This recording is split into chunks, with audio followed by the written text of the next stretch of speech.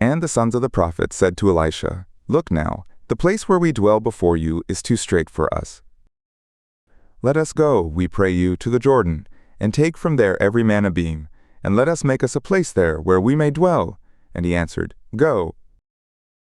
And one said, "Be pleased, I pray you, to go with your slaves." And he answered, "I will go." So he went with them, and when they came to the Jordan they cut down wood. But as one was felling a beam, the axe head fell into the water, and he cried and said, "Alas, my master, for it was borrowed."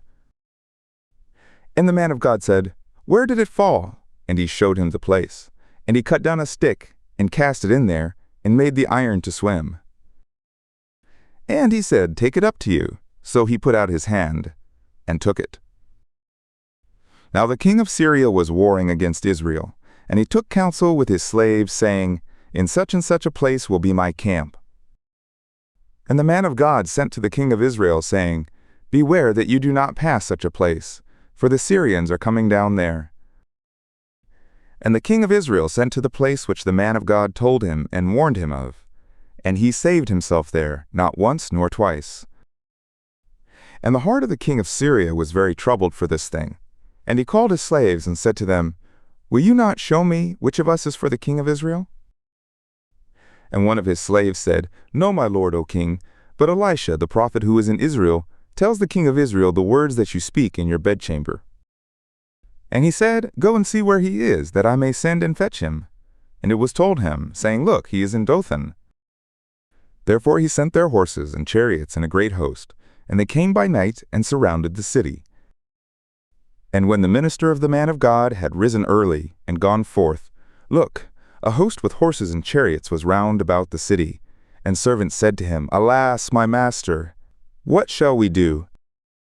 And he answered, "Don't be afraid, for those who are with us are more than those who are with them." And Elisha prayed, and said, "Yahweh, I pray you, open his eyes, that he may see." And Yahweh opened the eyes of the young man, and he saw. And look, the mountain was full of horses and chariots of fire round about Elisha. And when they came down to him, Elisha prayed to Yahweh, and said, "Strike this people, I pray you, with blindness." And he struck them with blindness, according to the word of Elisha.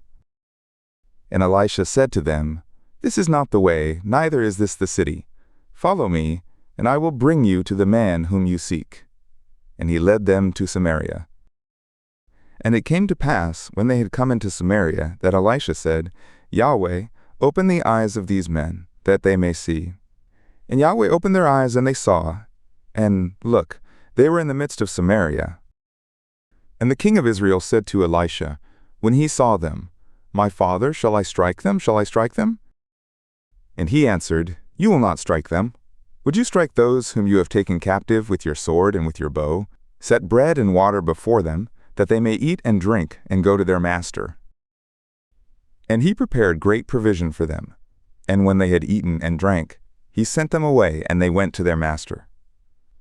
And the bands of Syria did not come into the land of Israel any more. And it came to pass after this, that Ben-hadad king of Syria gathered all his host, and went up and besieged Samaria. And there was a great famine in Samaria. And look, they besieged it, until a donkey's head was sold for 80 shekels of silver, and the fourth part of a cob of dove's dung for 5 shekels of silver.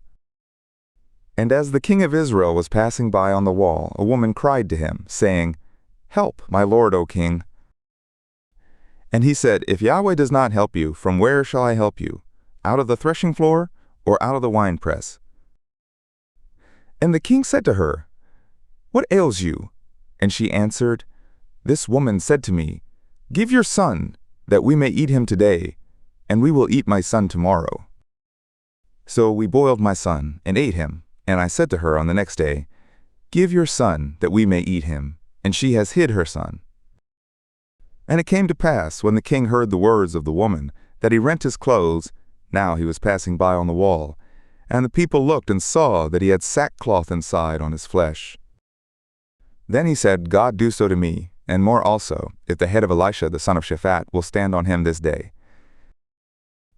But Elisha was sitting in his house, and the elders were sitting with him, and the king sent a man from before him. But before the messenger came to him, he said to the elders, "Do you see how this son of a murderer has sent to take away my head? Look, when the messenger comes, shut the door and hold the door fast against him. Isn't the sound of his master's feet behind him?" And while he was yet talking with them, look, the king came down to him, and he said, "Look, this evil is of Yahweh. Why should I wait for Yahweh any longer?